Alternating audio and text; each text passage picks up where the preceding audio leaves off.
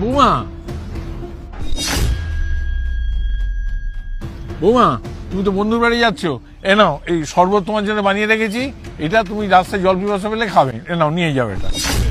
আচ্ছা বাবা, আজকে আমার ফিরতে একটু লেট হবে, হ্যাঁ তাহলে আসি। ঠিক আছে, এসো, তুমি সাবধানে যেও কিন্তু। হ্যাঁ বাবা, আচ্ছা। আসছে।